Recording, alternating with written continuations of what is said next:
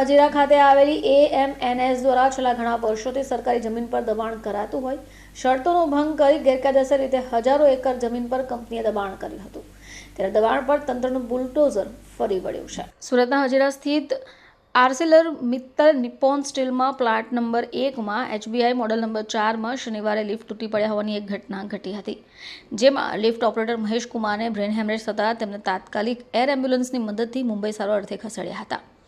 Trainee engineer Jatin Kumar Kushwaha હાલ આશુતોષ હોસ્પિટલમાં ICUમાં દાખલ છે।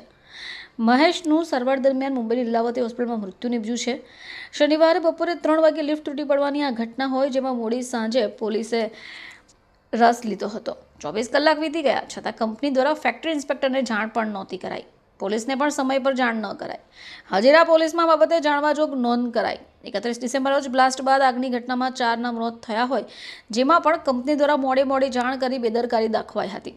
હવે ઉલ્લેખનીય છે કે 1 મહિનામાં આ બીજી ઘટના બનતા કંપની સામે પ્રશ્નો થઈ રહ્યા છે।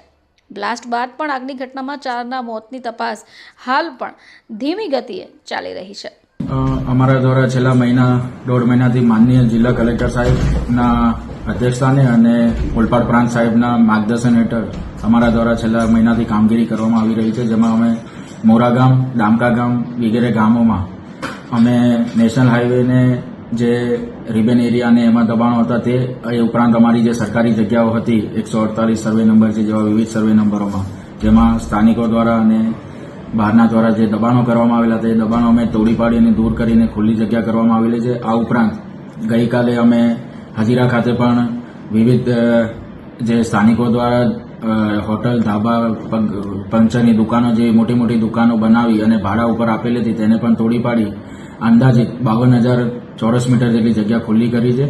અને આવનાર ભવિષ્યમાં પણ અમે જે હજીરામાં અને આ સિવાય પણ 84 તાલુકાના જેટલા પણ ગામોમાં અમારા દ્વારા વિવિધ જગ્યાઓ જે સરકારી જગ્યાઓ છે જે આઈડેન્ટિફાઈ કરવામાં આવી રહી છે કે જેમાં દબાણો છે એના ઉપર અમે જો દંડની કાર્યવાહી કરવાની હશે, કેસ ચલાવીને તો તે પણ કરીશું, અથવા જો ડાયરેક્ટ જો અમારાથી જો દબાણો હટતા હશે, જે કાચા હશે કે જેમાં કોઈ દંડની સરકારશ્રીની આવકની કોઈ જોગવાઈ જણાતી ન હોય તેવાને અમે ડાયરેક્ટલી નોટિસ આપી અને દૂર કરવાની કામગીરી કરીશું।